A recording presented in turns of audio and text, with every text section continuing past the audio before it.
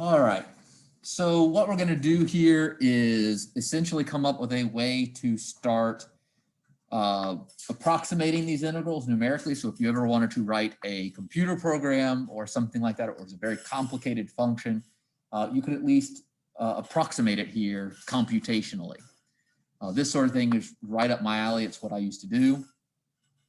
With more complicated versions than this, we did usually did for integration, we usually did predictor corrector integration. Quite a few more steps than these two, but that's okay. These two are pretty good. They're probably, you know, it depends on how accurate you have to be. If you're doing, you know, if you're just trying to figure out like some sort of orbit or something, it's probably good enough. If you're trying to do molecular dynamic simulations where you need really high accuracy, it's not going to be quite good enough. So some functions like sine x squared, 1 over natural log x, they no elementary formulas. In order to evaluate definite integrals for functions like these, we can do the following. So first, what we're going to do is we are going to partition the interval of integration. Okay, break it up into sections, however many sections. We're going to replace our function f with closely fitting polynomials on each subinterval.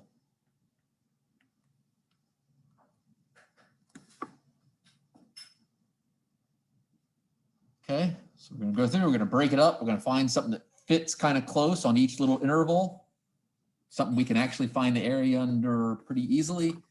And we're just going to go through then and integrate. In other words, find the area underneath our nice little approximate polynomials on each little subsection. And then, so do that for each subsection and then add that all up.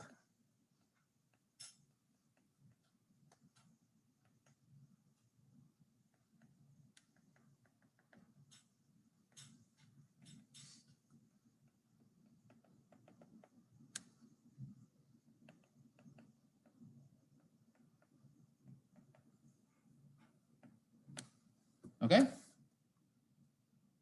Sounds super easy peasy, right? So the very first thing we can do is do a very simple polynomial, just a straight line. This then breaks up our function into trapezoids. We can find the area of trapezoids pretty easily. And so therefore, that's all we really have to do is go through and find the area of each trapezoid. Okay, so if you take a look at this, to approximate that function, the integral of f of x dx from a to b, we're going to end up using this here in just a second. So what's the area of one of these trapezoids up here? So if we look at, say, for example, this one right here, what's the area of it? And I know it's right above there just off the screen, but.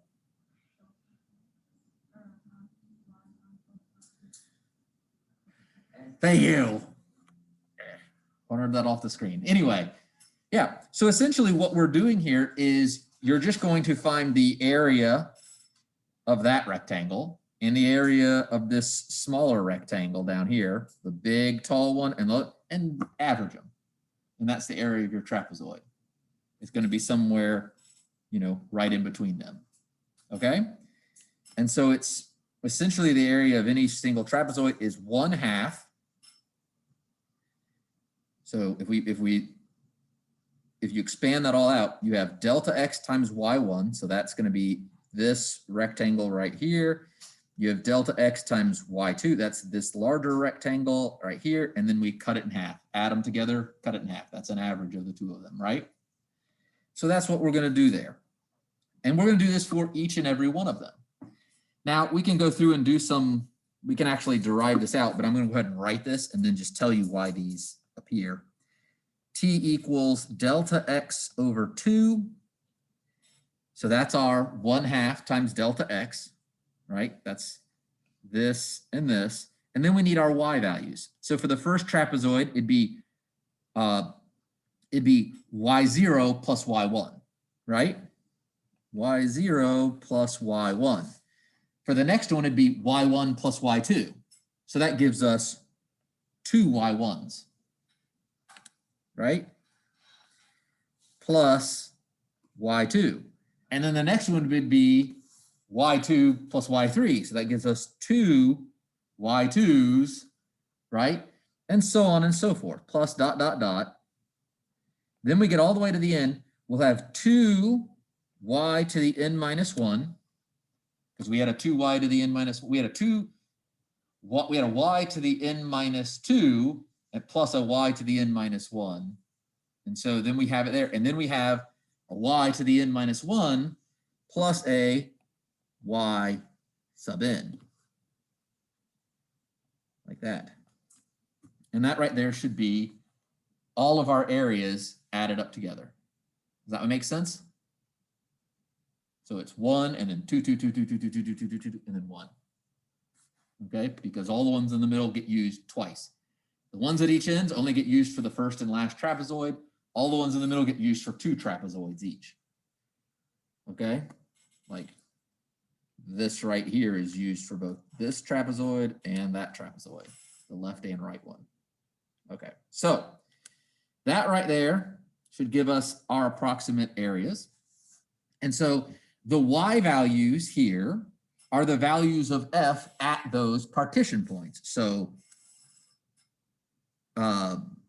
so our first x naught is just going to be a, and then x1 will be a plus delta x, x2 is a plus 2 delta x, right? As we just so on and so forth, step all the way through until we get to, x n minus 1 is a plus n minus 1 times delta x, and then just x n is b. Okay, so we're just going through doing each one. So x0 is a, and then we step a delta x over. So this x1 is a plus delta x. This x2 is a plus 2 delta x, right? Because now we step delta x over. And then 3 delta x, 4 delta x, 5 delta x, 6 delta x, 7 delta x, which is just at b. Okay, that's all we're doing. It's just stepping ourselves over more and more delta x's there as we go. And those are all of our x values. And then, so then our thickness is just the difference divided by the number of subintervals we're doing. Right? We did something like this before, didn't we? So it's b minus a over n. What did we do that for? Why am I drawing a blank? Huh? Oh, that's right. That was just for the, yeah. So, okay. Oh, good. Yeah, and then we took the limit of it, but, oh, what was that for? For the same thing, but not computationally, right? So same sort of thing here we're doing here. Okay, but we're not going to take the limit. So let's take a look here at this one. It says use the trapezoidal rule with n is equal to 4 to estimate our integral from 1 to 2 of x squared dx. Compare the estimate with the exact value. All right, so let's start. Our areas have to be t delta x over 2, and then we're going to have y naught plus 2y1 plus 2y2 plus 2y3 plus y4. Those are our trapezoids we see here, right? y0, y1, y2, y3, y4. Notice we have 5 different things there from 0 to 4 for our n equals 4. 4 trapezoids means we essentially have, what, 5 edges, right? Okay. So delta x here is going to be b minus a over n, which is 2 minus 1 over 4, which is 1/4. You did the whole interval, yeah, with just 1. These are our subintervals, right? Okay, so now we go through and start finding this.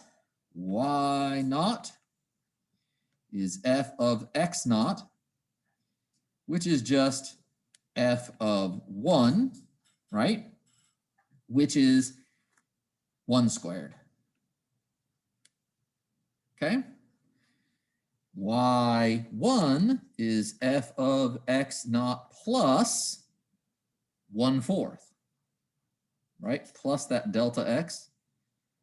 So this is, maybe I should write delta x there, plus delta x, which is f of 1 plus 1/4 right there.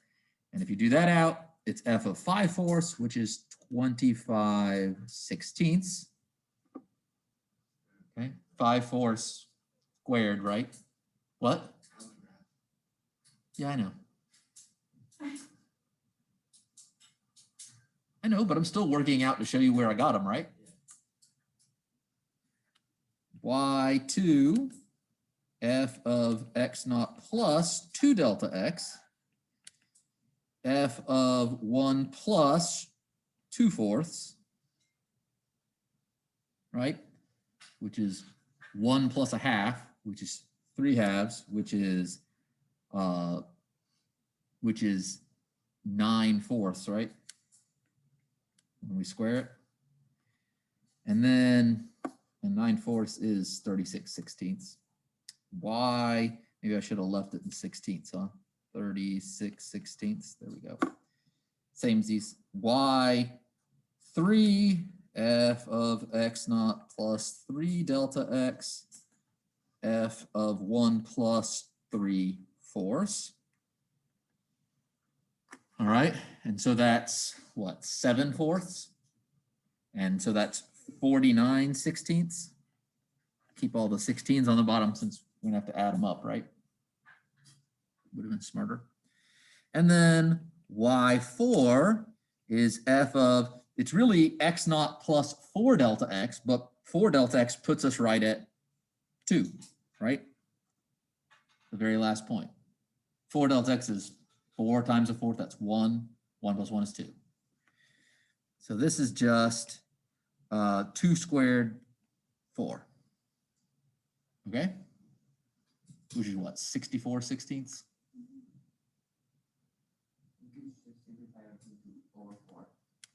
Everything to over 4.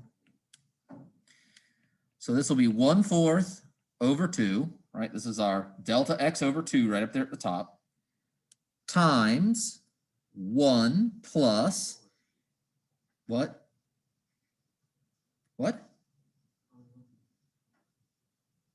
So 1 plus 2 times 25/16. So that's 50. Well, I'll write it for you. 2 times 25/16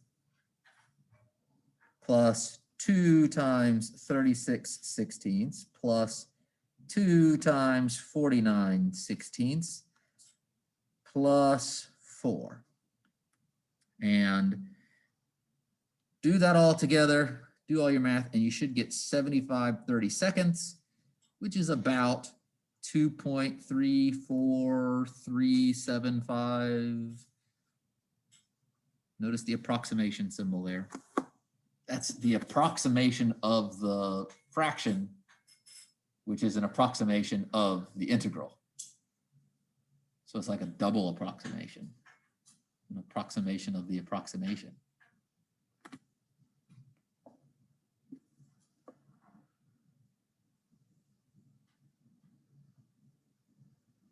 Okay. What would this be exactly?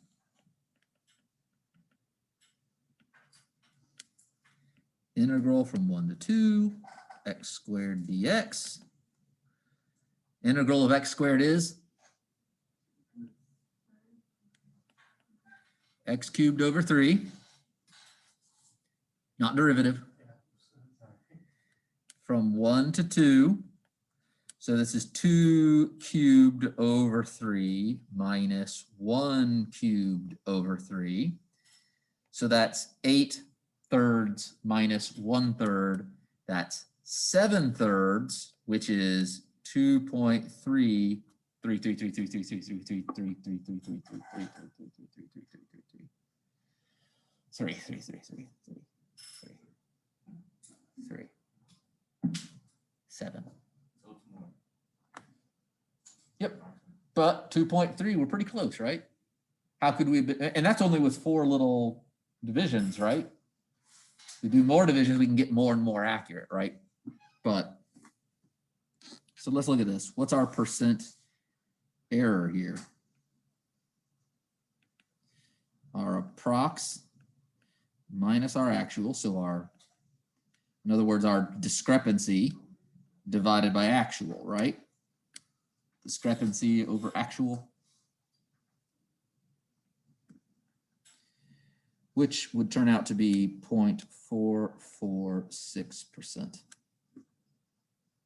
It's pretty good, right? 0.4%. Good. Now, I'm gonna stop this sharing for a moment. I'm gonna share.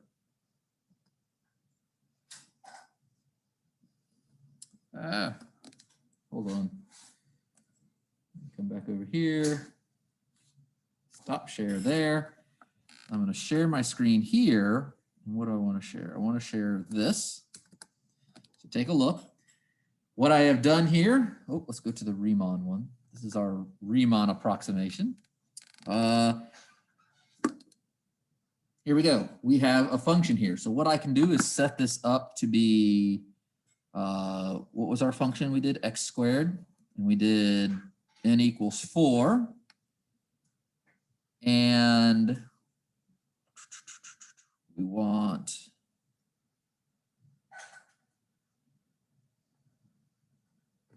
what did I do here? Uh-oh. This is x squared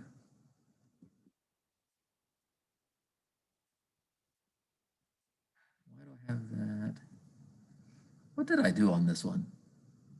Uh-oh.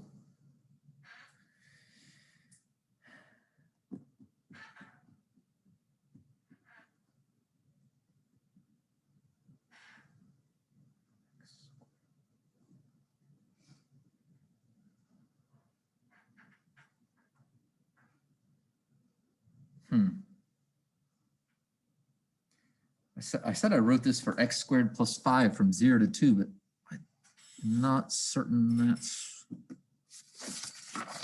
still accurate. I think I might have edited it.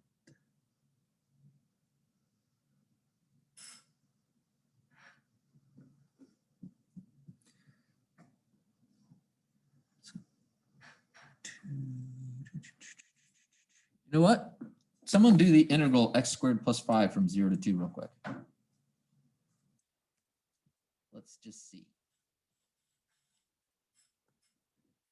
So it's x cubed over 3 plus 5x. And then the 0, 0, so what is that? 8/3 plus 10? Huh? So no, plus 10. 8/3 plus 10? Oh, 38 over 3. I'm sorry, I just heard the 38. I'm sorry. So what is that? That's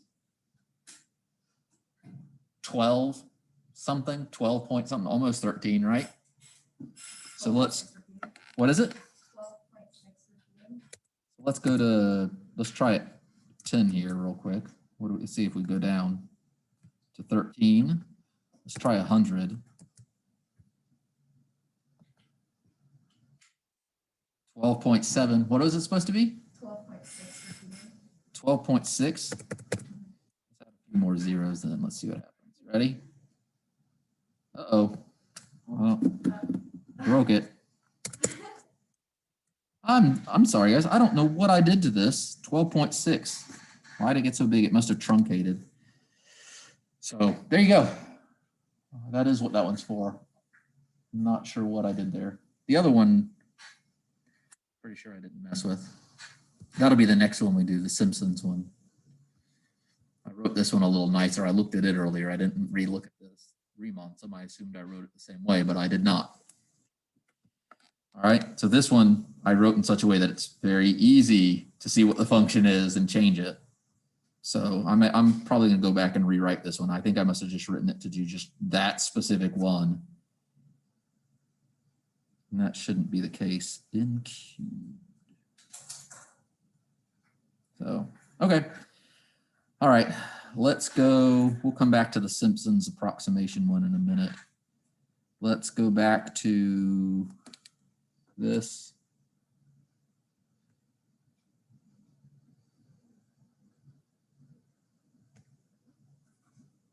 All right, so we are here. We got our nice approximation. What I'm going to do is go ahead and pause. Wait a second, that's the wrong one. Here's Simpsons. Let's do Simpsons, and then I'll work on it. So Simpsons rule is a little more complicated. What we're essentially going to do is put a parabola across any two of our little subintervals. So this will actually get us more accurate answers. You can see that here we go. What happened?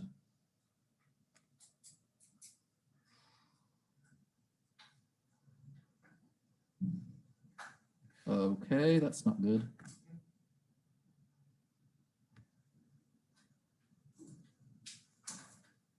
Okay, let's try that again. So we're a little bit extra here, but we're a little bit missing right there. So it turns out to be a pretty good approximation. You're just going to put a parabola in across every two. Of course, this means that your subintervals always have to be what? The number of subintervals. Not two, even. You're going to have to always make this one even, okay? So you can always pair them up like this. So if you come across, and you can go through and try this derivation, but you could try to come up with this. Essentially, you put a parabola across it, ax squared plus bx plus c, and you can go through and do integration, and you should find that the area underneath this is this, h over 3 y naught plus 4y1 plus y2. And I'll leave that for y'all to try. But that right there is what we should end up with. So to approximate this, ready? To approximate with our Simpsons rule, we have delta x over 3, and then we'll have y naught plus 4y1 plus 2y2 plus 4y3 plus 2y4.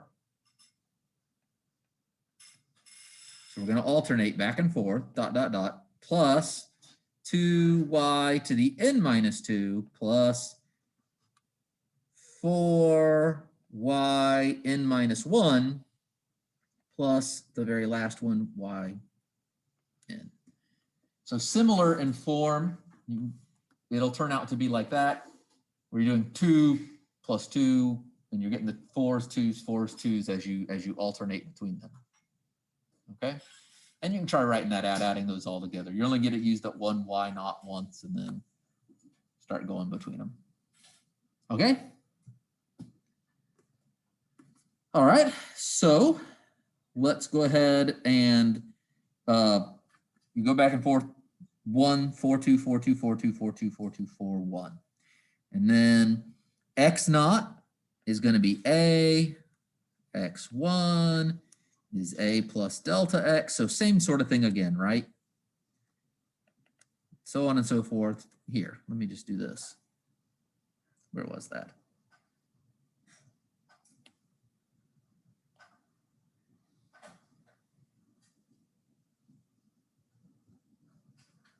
Here we go. So same z's here. Why is it doing that? Don't do that. Stop doing that.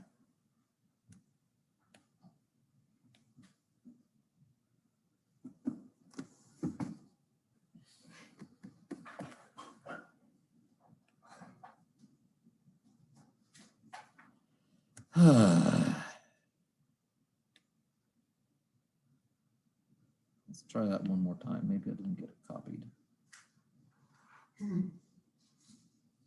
Copy. There we go. Paste. There we go. All right, there you go. That's what you end up with. And again, notice right here, n is even. Okay? And again, our delta x is just b minus a over n. So same. Okay? Man, am I out of time? No. It made me nervous for a second that I was going like way over. All right. So here, let's use Simpsons rule to approximate 0 to 2, 5x to the 4th. And I'm probably going to, well, let's just do this one together. So here, for Simpsons, we got delta x over 3, y naught plus 4y1 plus 2y2 plus 4y3 plus y4. Okay? That's what we have there. Our delta x is 2 minus 0 over our number of intervals, so over 4. So that's 1/2.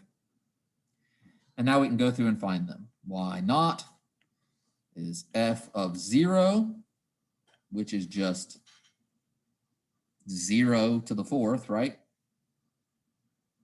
So we're at 0. Y1 is f of 1/2. And so this is 1/2 to the 4th. So this is 5 times 1/16. So 5/16. Y2, f of 1. So this is 5 times 1 to the 4. So 5 times 1. So 5. Y3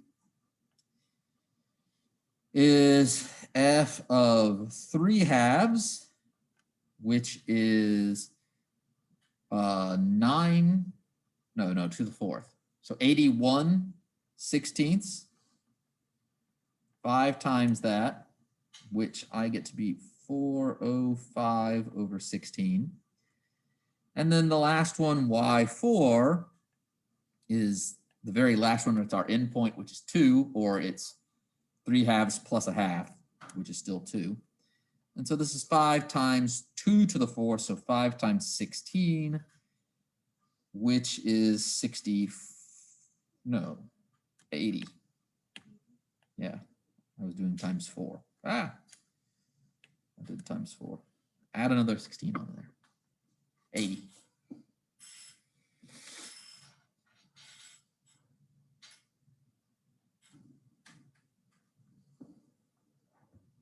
Okay. Then you go through and you do S equals, our delta x is 1/2 over 3, right? Our delta x over 3 times 0 plus 4 times 5/16 plus 2 times 5 plus 4 times 405 over 16 plus 80. And you go through and you do all that. And I got, is that an 8 I wrote? 385 over 12, which was 32 and 1/12. So real close to 32. The actual would be here. Integral 0 to 2, 5x to the 4th dx. That's just x from 0 to 2, which is x to the 5th, not just x to the 5th. So it's just 2 to the 5th, which is 32. And so our percent error here is our discrepancy over our actual, which is 1/12, right? 32 and a 12th minus 1/12. I should say the magnitude of our discrepancy over 32, which is about 0.26%.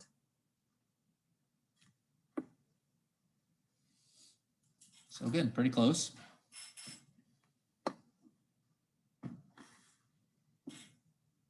So that was our Simpsons, that was our actual. We want to see if my code can do it. Woo, everybody calm down now. We'll do it. It's okay. It's all right. Let's try it. All right, now this one, pretty sure I have it right. So we're doing 5 times x to the 4th. So we want, so here I have it right here. See, I did it before. Copy that, we'll cut that. Put that there. We'll comment that out. Okay, so 5 times x to the 4th, and we want a lower bound of 0, an upper bound of 2, and we want to do 4. Now I could have added something in here that always checked to make sure. Well, I may have. Did I add something in here? Always checks to make sure the number of steps is even. I don't think I did. I just wrote myself a note, make it even. But you could write in something that stops your code and says, so you don't get an error. Anyway, here's where we put our function in, right up here. We put in all of our upper, lower bounds. Here, this is just what gets called. Anybody in here do coding ever? You've tried it? So this is the main thing. This is the first thing that gets called. First thing I do is set our result to 0. And then I set the result equal to calculating the integral. And so then it goes down here and it calls calculate integral. It puts our numbers in. This is our result. I just called it RES.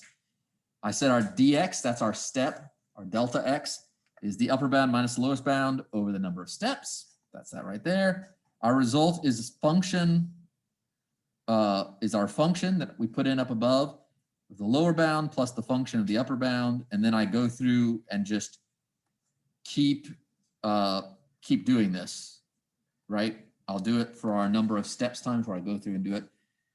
It's actually, and go through and do it, get our result, dx over 3 times our interval over 3, right? The delta x over 3, return that out. And then right here, it says integral from here to here is this result. Let's try it. Ready? Oh, yeah, save it, save it, save it. 32.0833. What's 1/12? What was that? Did y'all hear that? Mm-hmm. I don't know. 1/12 is 0.0833. There we go. Pretty good, huh? So there you go. We got a code that does it now. And so we could essentially type in any kind of function that we wanted here and do this whatever we want. So it's really supposed to be exactly 32. So what happens if I go to like 100?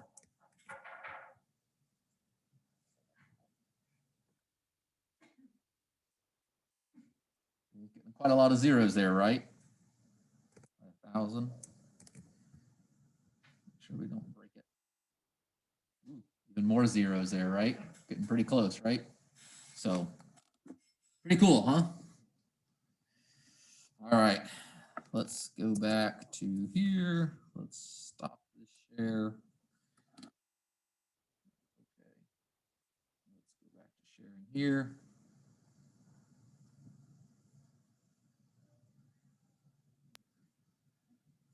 All right.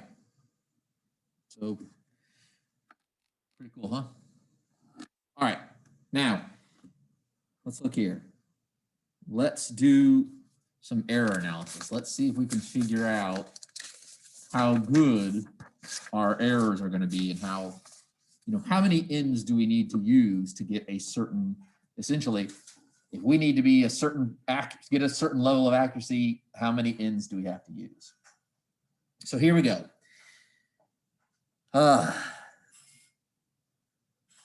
So we've got error estimates in the trapezoidal and Simpsons rule. If f double prime is continuous and m is any upper bound for the values of the absolute value of f double prime on that interval from a to b, so we're looking for a maximum, absolute value maximum, magnitude of it, then the error et in the trapezoidal approximation of the integral of f from a to b for n steps satisfies the inequality such that the magnitude of the error is less than or equal to our upper bound times the difference of our limits cubed over 12 times in the number of steps that we do squared.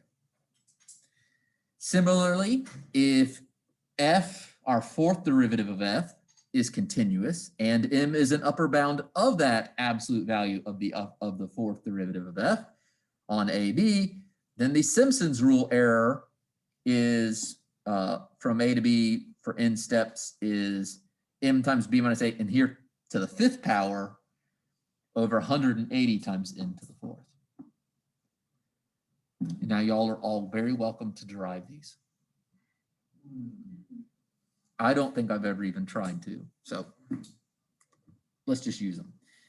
So we're essentially looking for when we say it's an upper bound, we're looking for the largest value in that range. So if you're doing the trapezoidal one, you're going to find the second derivative and then you're going to maximize it. You want to find the largest value in that interval for there, and that's what we're going to use. That's going to give us our biggest amount of error, kind of a thing. And then for the Simpsons rule, you have to find the fourth derivative and find its maximum value. All right, and then just plug in a and b and your number of steps. So the hardest part of this is just finding the derivatives and then finding the maximum of that. So let's take a look here. Find the upper bound for the error in estimating our integral 0 to 2 5x to the fourth dx using Simpsons rule with n equals 4. So we need to first find m. So we need our Simpsons rule is going to be less than m times b minus a to the fifth over 180 n to the fourth. That's a 5. So what is m? So f of x is 5x to the fourth. F prime of x is 20x to the third. F double prime of x is 60x squared. The third derivative of x is 120x, and the fourth derivative, nicely for us here, is just 120. So if our function is just 120, what's the maximum? 120. Good. So therefore, m equals 120. So we can come back over here and we can start doing this. This is 120. B minus a, what is it? 2 minus 0 to the fifth over 180. And we were doing 4 to the fourth. Yeah. You would have to find what the biggest one was. No, you'd have to check the edges and in the middle. Going back to Calc 1, right? Finding the largest values, so you might have something that's, like say here's A, here's B. If you have a function that's just doing this, then your maximum value is going to be over here at B, if that's your fourth derivative, right? If your function's doing this, then this is going to be your maximum value. So you have to check the edges and you have to check the middle. Okay, so you have to go through and find it. Here, just a nice simple one. We're not going to make it too complicated. That's not the main point isn't can you find that? You're supposed to know how to do that from Calc 1. The main point of this is just what do you do? What can we use that for? And it's this. Yeah, set it equal to 0, find like, you know, you find your max mins. Go look back at the max min stuff from like, did he do the dimensions of a Coke can problem with you? If you find the ideal dimensions of a cylinder that holds 12 ounces of fluid, it's the dimensions of a Coke can. That's why they all have that same height and specific size, because that uses the least amount of aluminum to hold 12 ounces of fluid. So, all right. So 180 you're in, and then when you do this, this ends up being 1/12. Okay. Right, 1/12. Which, what do we have right there? All right. And then this last one, I'm going to let y'all try it. You're essentially solving for n here. Oh, no. The very last problem on here, you can look in the notes yourselves, is, man, why does it keep doing that? I hope I don't have this trouble in my next class. So anyway, you're finding n, right? You're given a certain amount. So in other words, just real quick, m b minus a to the 5th over 180 n to the 4th has to be less than 10 to the negative 4th. You'll get some decimal and then you round up. Fine, solve it for n. Okay, put in what m is, put in what b is, put in what a is, solve for n, round up one. You should get 22. Okay. All right, guys, that's it. Thanks. See y'all tomorrow.